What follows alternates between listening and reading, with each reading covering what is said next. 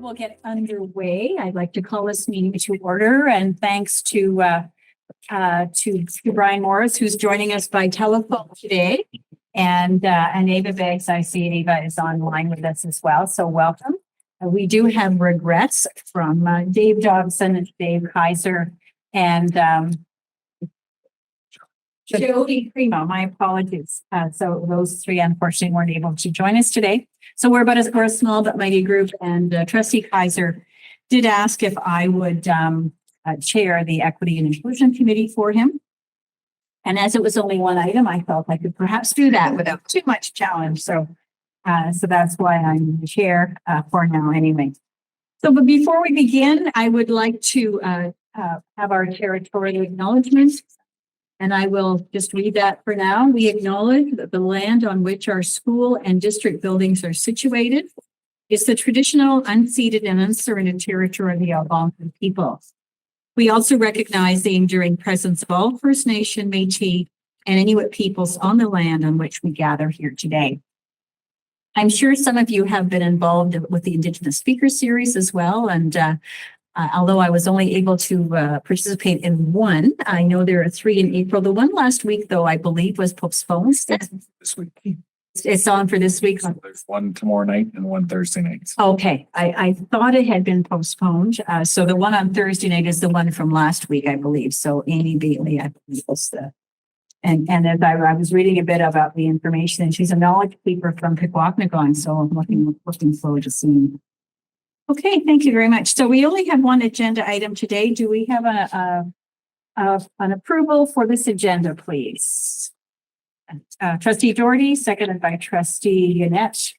All those in favor of this particular agenda? Thank you, and that's carried. And I don't believe we would have any conflict of interest on this agenda, but I will ask that question just in case. Good. All right. So as I mentioned, this is the Equity and Inclusion Committee, which Trustee Kaiser is normally the chair for, but I'm able to join us today. So we have one agenda item, and it's called the Student Support Fund Report, which I know we will all be interested in hearing more about. And I would turn it over to Meredith Kaplan Jemison. And Meredith, I'm going to put my phone over by you so that Brian can hear you well as well. Great. I don't need to yell then. Thank you. There you go. Okay.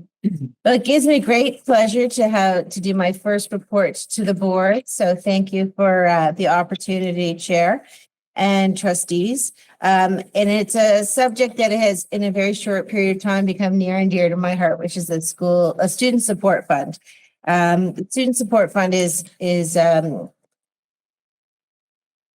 properly situated in the Equity and Inclusion Committee because it really does go quite far to ensure that all students have equal access to both educational opportunities and just their welfare. So in putting together this report, I learned a lot myself.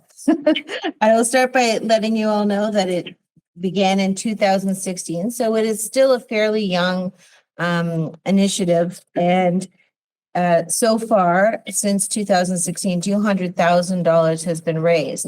What's interesting is that number seemed to be at 150 last year. So it looks like we had gained that, a significant amount in the last year.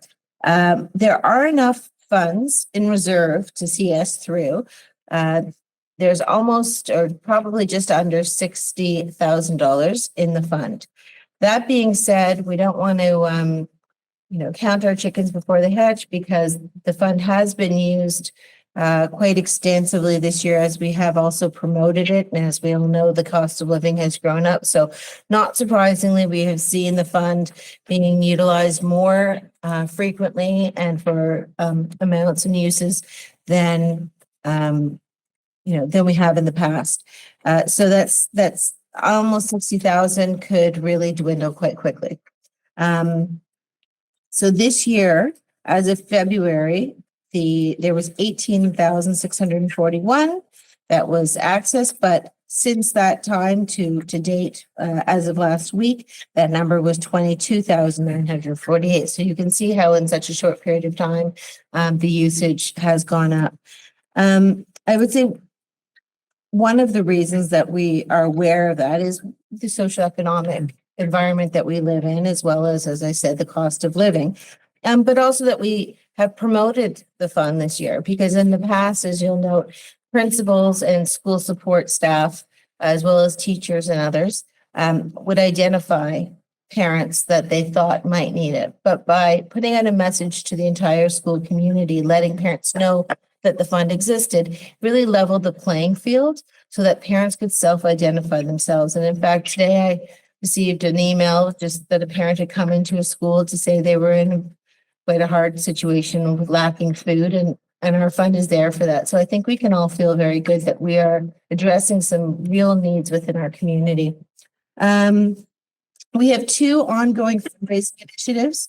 One is the employee payroll contribution, and the other is via School Cash Online, which is a sort of a broad term for a number of fundraising initiatives, to be honest. And then there are some miscellaneous funds. The employee payroll brings in roughly 800 to 900 a month. And that has actually gone down slightly since last year. So we're going to put a little bit of a push on that in the coming months and see how we can raise some awareness and try to engage our school community, our support staff, our staff within the district to participate more fully. At the Valentine's fundraising email campaign that went out, I did send to principals and vice principals asking that the employee payroll program be promoted again within that. And there wasn't much of an uptake, so we're going to give that a good rethink and see what we can do. However, given the fact that we have seen such a big increase and the amount of funds needed could be significant, we are going to plan another fundraising campaign by email similar to the Valentine's one, but centered around end of year school trips. And it's my experience in fundraising, which I've done quite a bit of fundraising over my career, that people are more motivated to give when it's something that they care about or they can see the tangible results and outcomes from. And so end of year trips is something that really speaks to parents' hearts as well as teachers and others. And so I feel that it's a really good opportunity to have people be able to contribute, and it doesn't have to be a big amount. And I'm thinking, although I haven't solidified it, but I'm thinking of asking for like sort of 3 different increments amount, with the smallest being potentially $15 or $20, so that everybody feels that they could give something. And if we had, 1,000 people give $15, that's better than a handful of people giving $200. Sometimes people are intimidated to give when they feel it's not enough. So that's one tactic that we're also going to use, is small donations by a large number of people and saying, help another child attend their end of year trip. So that will be coming in May. And one of the things that we learned from the Valentine's was that we got some earned media without even trying. Just by sending out the email, it was followed and the story was in the Renfrew today. And so this time we're actually going to do 2 things. One is we're going to send out a press release letting people know that we're having this campaign on and open it up to the wider community as well. But the other thing is we're going to look at doing matching funds. So ask some of the corporate donors who have perhaps given to the golf tournament and sponsored a hole or other places in the past to offer a matching fund either at 1-to-1 or 2-to-1. And we'll see what kind of results we get from that, because what would be so wonderful is, if we raise this much money from the school, but people know that whatever money they give in would be doubled. And that's hopefully, this is also a very sort of low effort, let's say, way of raising money that doesn't take a lot of our staff and labor intensive time in And sometimes those factors are difficult to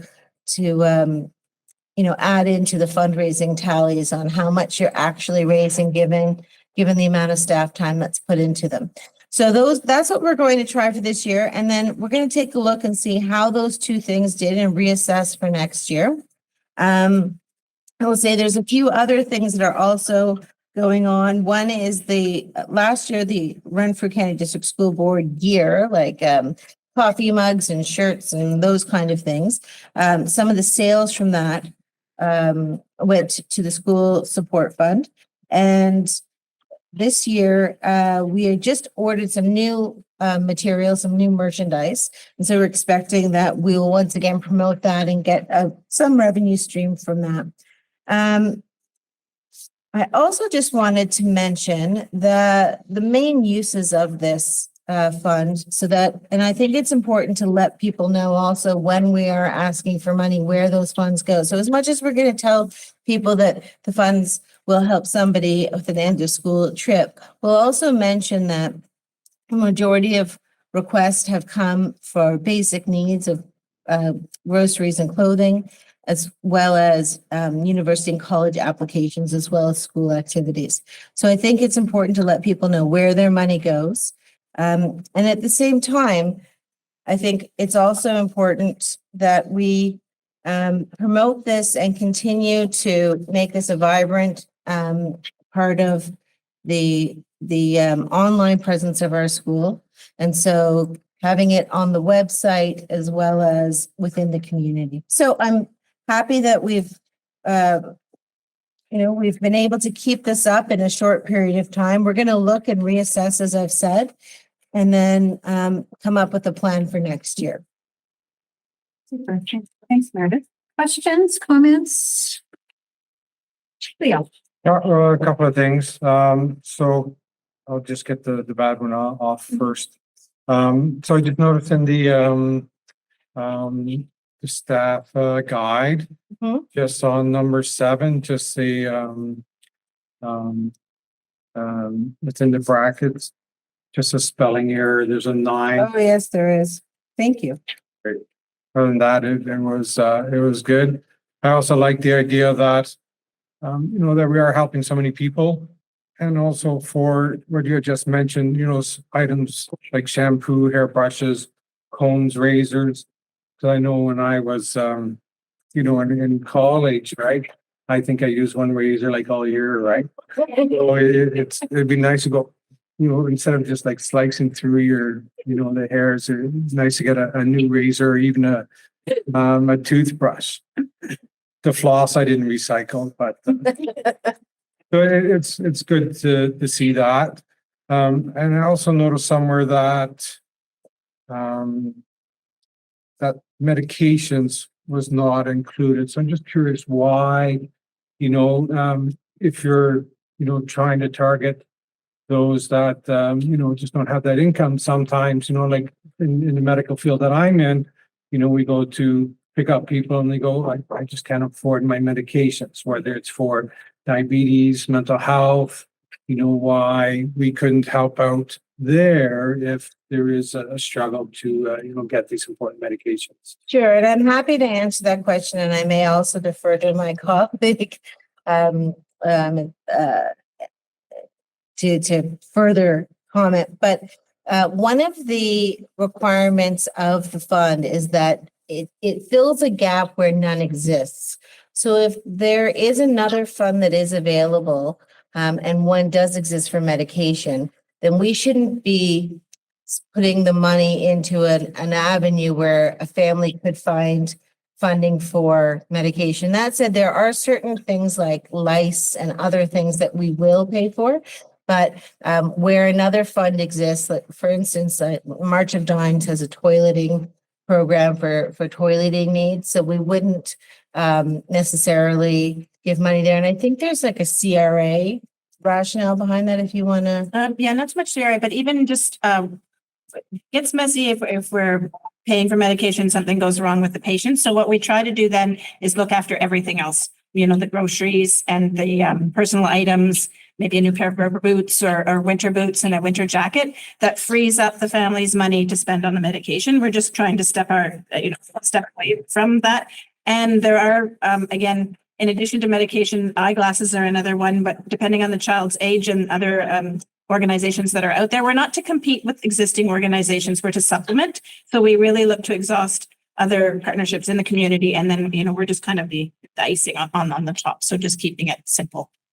And I should just further add that as much as I did the report up, as you can see, other colleagues certainly know this information because they deal with it on a daily basis. And this is many staff here, including Dawn White and Tammy Hoffman and Jen Blair, all work on this fund to ensure that needs are met, as well as the staff within the schools. Questions? Just more of a comment. The way Jen Barnes couched it, I totally agree. I think if we expand it, we have to move very cautiously because it's a fund that, like to say, if there's any gaps, that's where we sort of have our niche help. And you put it better than I could have. So thank you. I had one quick question. I noticed during March break, the board paid for free skates at some arenas across the district. Did that come from the student sports fund or no? No. Okay. That was a marketing effort that came from the director's office. And so it was also partly a reaction to the comments that were made at this board meeting about getting the name out there a little bit more. And so also just given the fact that, over the March break, a lot of parents don't have what to do with their children. So we wanted to provide opportunities across the area. So it was just a nice extra that we tried out this year. I noticed it and I just wondered sort of where it had come from. So I appreciate the meeting. Any other comments or questions? Really appreciate the summary, Meredith. It's nice to have a kind of an update on where we're at, and it's also nice to have maybe a fresh set of eyes to give us some ideas on what else to do that might improve and increase our total dollars so that we can do more, because we know there are lots of needs out there. Absolutely. So very much appreciate that. So thank you very much. Thank you. Okay. Bring the phone back. You over to could bring Brian back. Brian and Randy once again. You're staying in shape, Brian. Did you have any questions, Brian? No. Okay. It's a great program. It's a great program for sure. That's great. Thank you very much. Okay. And I think with that brings to a close the agenda for equity and inclusion. So I will look for a motion to adjourn. And I'm sure Leo will be happy to adjourn that. Do we have a seconder? Kim, thank you. And all in favor? Are you in favor of adjournment, Brian? Yeah. Okay. This meeting is adjourned, and I will pass this over to Trustee Gannett, who is going to carry on with the Finance and Resources Committee, and I'll move Brian over there. Just so you're closer. Just like home, I get there, pushed around. Yes, Brian. Anyway, the Finance and Resources Committee, we have, I'd like to call the committee to order. And are there any amendments to the committee? I'd like to approve the agenda, and I need a seconder, Susan Humphreys, our chair. I doubt there is, but are there any conflicts of interest with the two items that we have up for discussion? Seeing none, I'd like to give our director, Pina Buffoni, opportunity to talk about the community use of schools. You have the floor. Through you, Mr. Chair, appreciate that. Good afternoon, everyone. I want to start just by picking up on Meredith's comments. Just a huge thanks to Jen and her team who put together a bit of an overview of community use of schools. I did want to just speak to a few items very, very briefly, turn it over to the Board of Trustees for any questions you might have. We took a bit of a 5-year look at community use of schools, in part because the last 2 school years have been so unique with the pandemic period. So the numbers don't give a sense by just looking at this year as where things were if you took into consideration only the 2 previous years. So we added the 2 years before the pandemic period so that you got a sense of what a more normal state might look like for usage of community schools. So wanted to give a bit of that context. Of course, first and foremost, this is an important and integral Ministry of Education initiative. We look at it in the district as one of the important services we offer. You know, we're trying to delineate between programs, services, and community use falls under that service category. It's not a traditional program in the way some of the other things we offer, French as second language, et cetera, would be as a program. So this is a very important service. As context for consideration, again, the update provides a 5-year overview.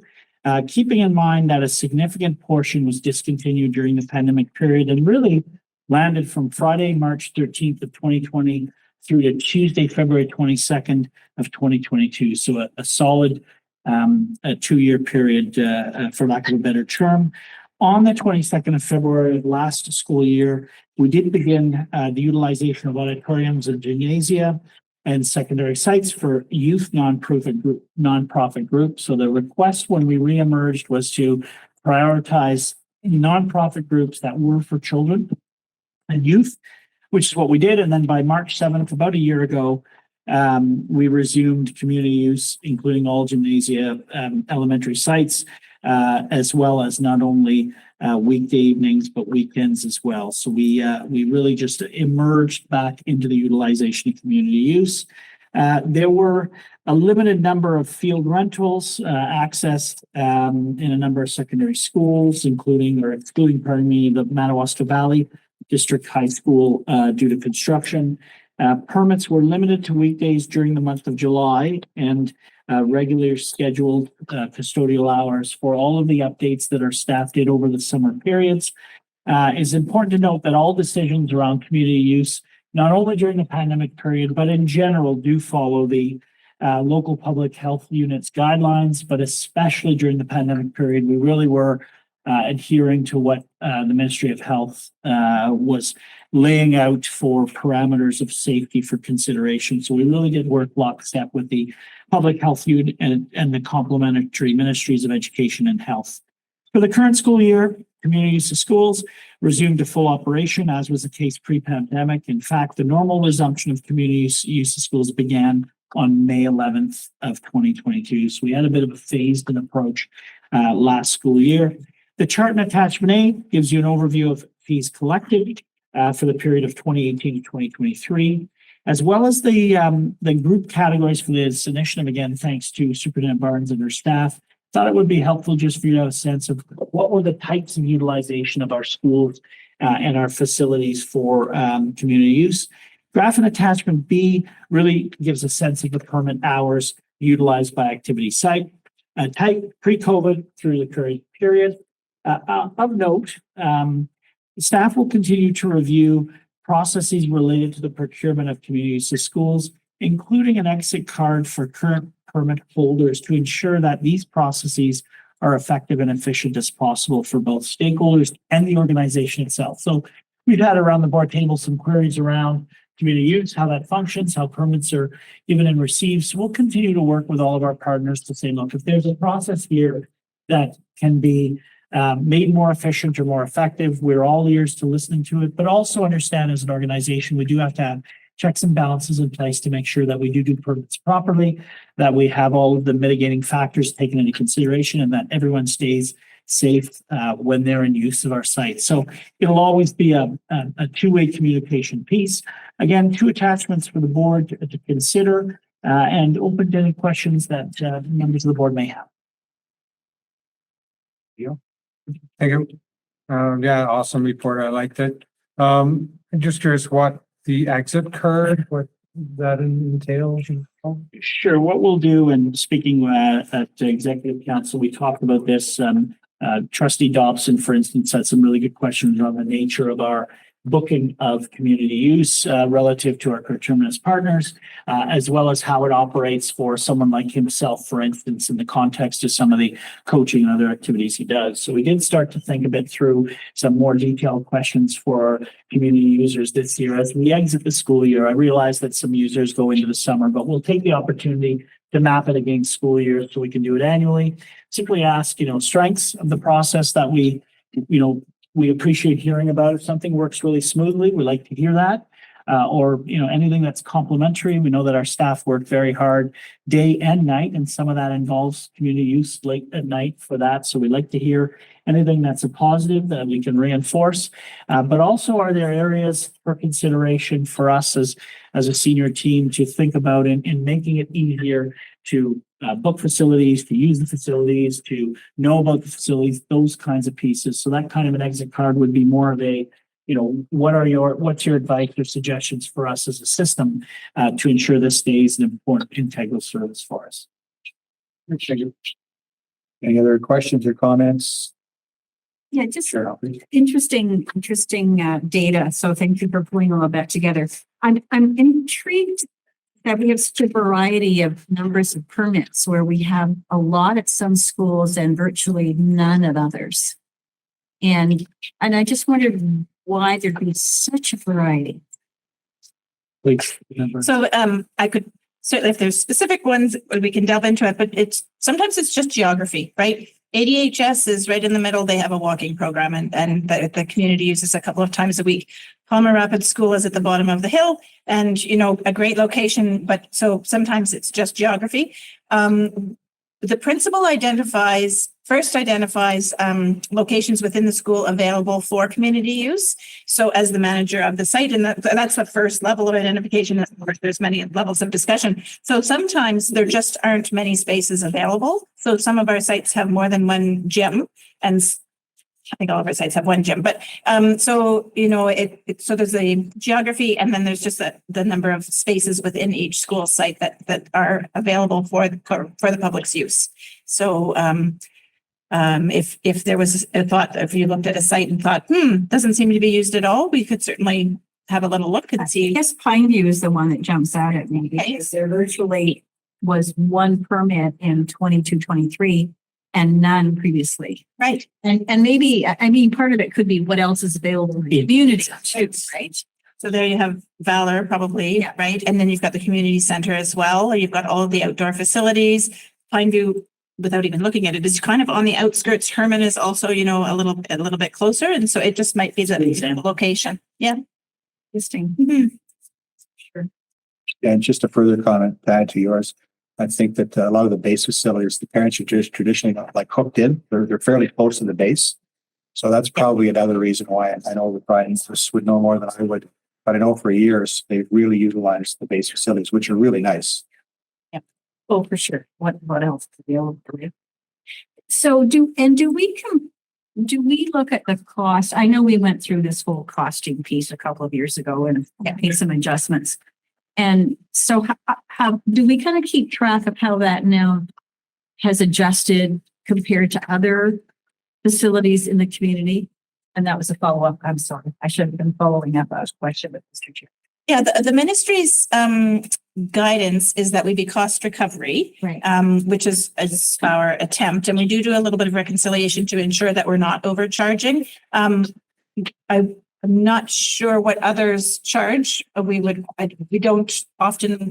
look at that because our direction is to be cost recovery. Okay, so I feel like we're comparable, probably, maybe a little bit better, but depending on. We're no festival hall. Yeah. But we just don't have that type of facilities. Well, we do up in Deep River, and I know that we have agreements with our community users up there. So, yeah. It's great. Good information. No other questions or comments? Okay. Seeing none, thank you, Director Buffoni, for talking about our community use of schools and giving us an overview on that. And you're up once again, but first we're going to move into closed session for. Before we do that, let's have a question that I didn't know where to bring it up. So before we go into close, I was just, this morning, it just came on my news feed about the chat GPTs.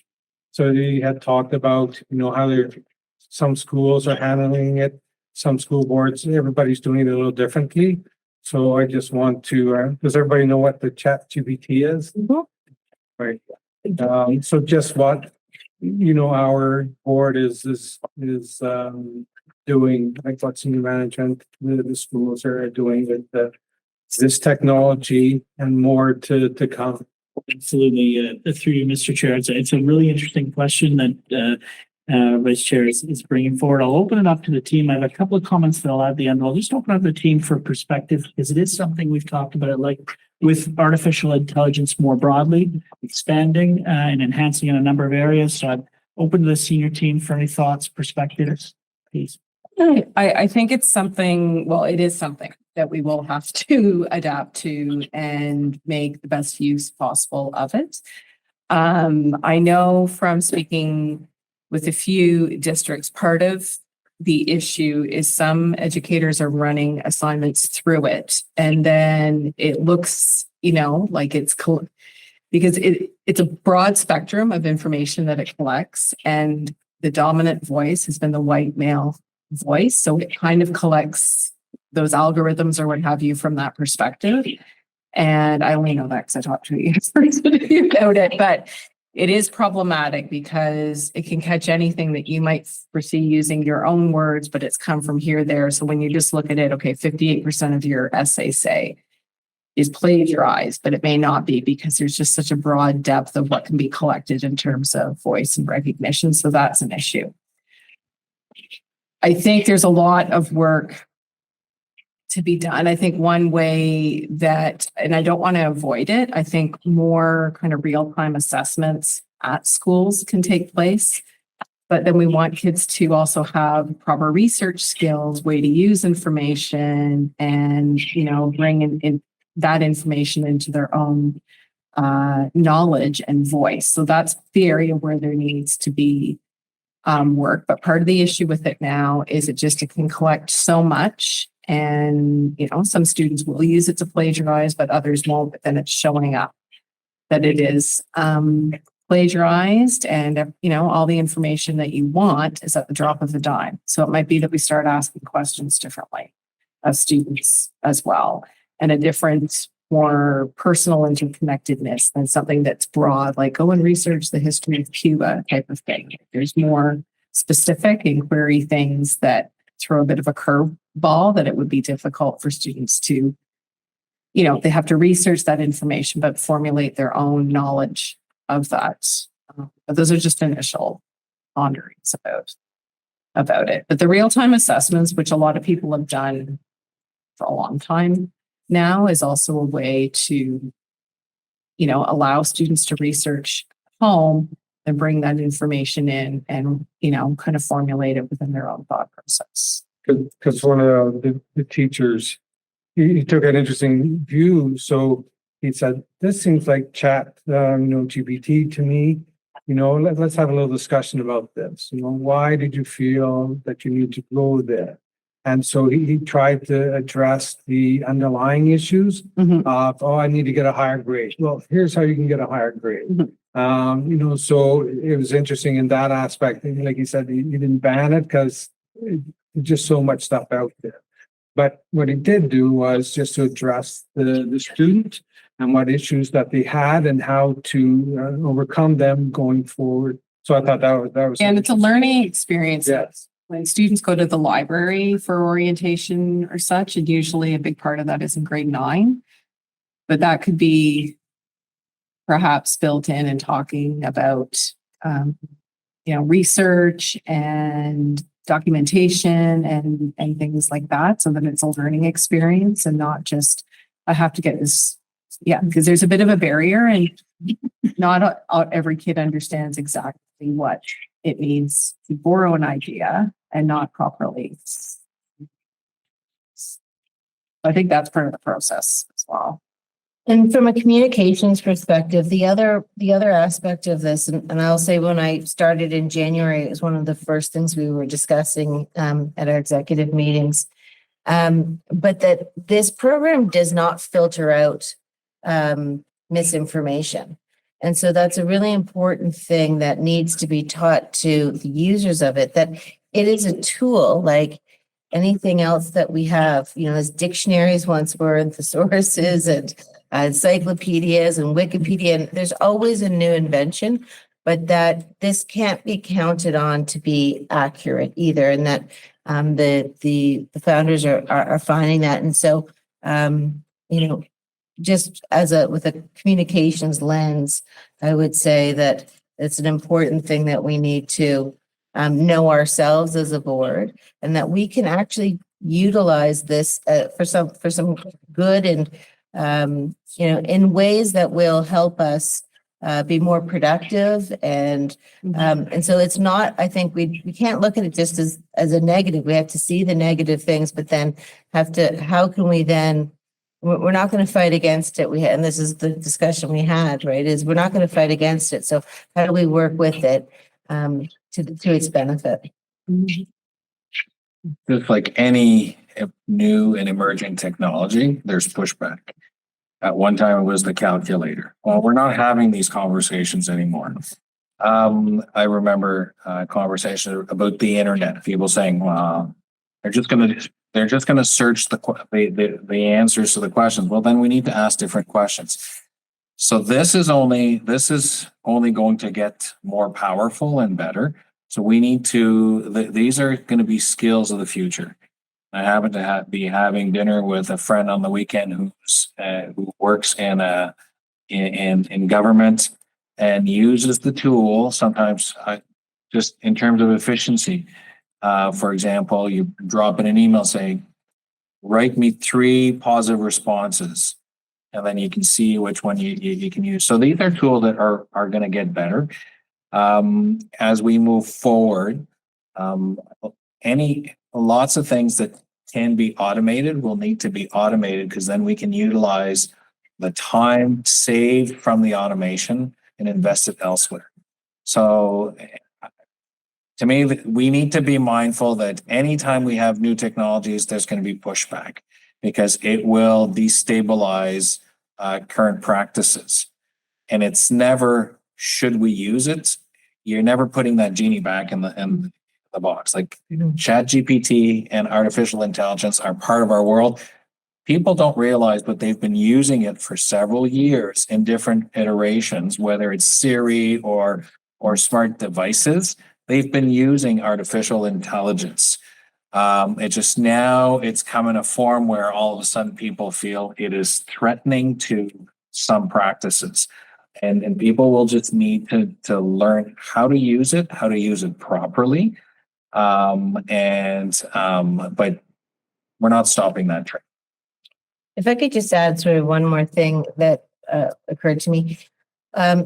Just as an example, if I were to ask it to write a press release on something, it still takes my eye and expertise of looking at it to make sure that it hits the fine tune to the notes. And that's what, as business and educators and students, everyone will learn that it can't simply just work on its own. It needs the end user to make it fine-tuned and right. And so I think that's sort of sums up some of all the different points that we've been saying, that we are certainly, and my colleagues who are on the educational side of things, certainly, tuned to this and aware of this, and this is on our radar. So thank you for bringing it up. Just to add through you, Mr. Chair, one of the things that we'll need to do as a system, because we do have a digital etiquette framework, in essence, how to engage technology. We'll need to look at that and expand that to the points that the senior team is making around. It's not just the use of the actual hardware, but now the interaction with the software. And we've had elements of that, but we'll need to continue to refine our etiquette pieces. Meredith's most recent point around even accessing that tool, bringing an eye or a critical thinking lens to what it is that you're seeing come back as a response, how you adapt that for the context or the audience or the nature of what you're presenting is very important. And we'll just need to continue to evolve those, integration or interaction with technology pieces to be just working with our students on how to use technology as it comes forward. As Ronald said, it's something that will be a part of their world moving forward even more so. So how do we help them develop the skills to use it in positive and productive ways. Yeah, it seems to be like a sophisticated template. Like I remember like, you know, when, sort of like a business letter template, you know, like when you're in school, it's like, okay, you know, imagine you have to write a, you know, a complaint to the business or, you know, any of those other kind of templates. So this is just a more sophisticated template, right? That you can tweak. And I'm glad, you know, like when I read this stuff this morning, you know, some schools are like, we're just taking it out of like all our laptops and, you know, like it's not going to be accessible anywhere within in the, you know, our board.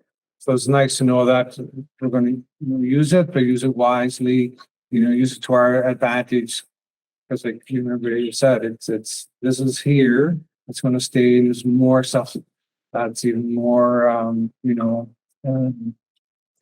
developed that's coming down the pipeline, right? So yeah, so it's nice to know that we're going to be using it. So again, sorry, I you know, I didn't know where to put this, but it was just information that I had, you know, through this newsfeed that I go, well, I wonder where we stand on this, because you know, if I have those questions, I'm sure other people have the same thing. We have those questions. So yeah, that's good. Just more of a comment. I really thank Leo for bringing that up because we had a great discussion about it. And, you know, I sort of equate this, I'm not a techie, but I sort of equate this to standing up a couple of years ago, just before COVID. And I was talking at Fellows High School to the graduation class. And I held up my cell phone and I said, this can be your best friend or your worst enemy. It depends on how you choose to use it. It's the same analogy for this. I mean, it's an evolution that's going to take place. And I mean, when cell phones first came out, you know, like Renal said, sometimes there's sort of a knee-jerk reaction. You put it some school boards are going, no.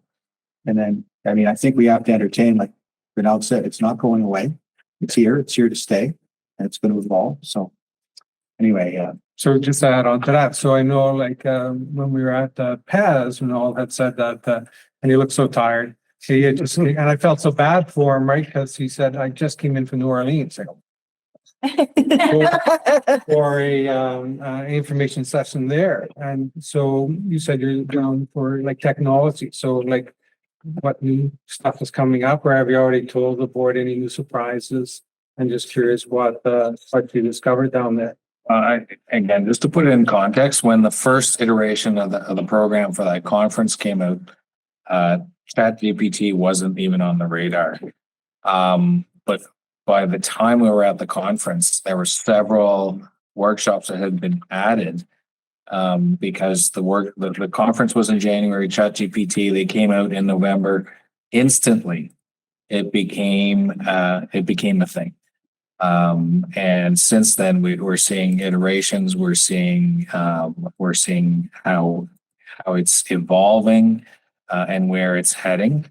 But we're also seeing the limitations that it isn't human. And at some point it just doesn't have the ability to interact like a human, at least in its current form. So it is certainly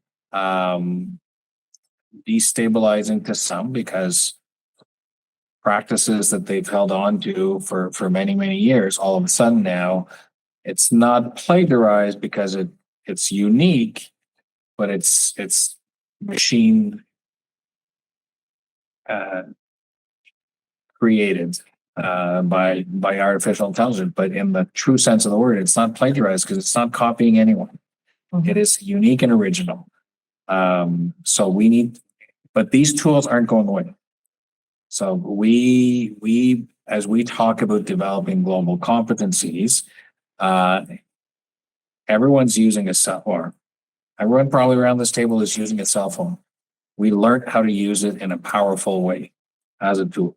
And the same is going to happen with all these tools as well.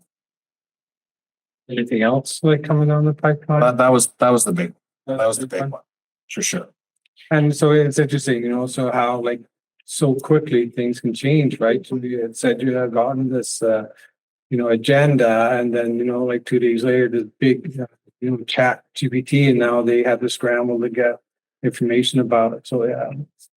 I would just add, I discovered it myself in December, And if you haven't tried it out yet, I would highly recommend everyone go and play with it because it really is a remarkable tool. While not perfect, you can ask it to write a haiku about all sorts of, you can ask it to do a birthday. Like there's crazy things that I asked it to write something, a university paper I'd written on Caravaggio's Bacchus to see what it would say. And I gave it some really you can keep refining it. I gave it some really unique, and it gave me back pretty much what my thesis was. So it's really, really an amazing tool and fun to try out if you haven't yet. Thank you, everybody. Sorry. That's fine. Thanks for bringing it up. Thanks for the fulsome discussion.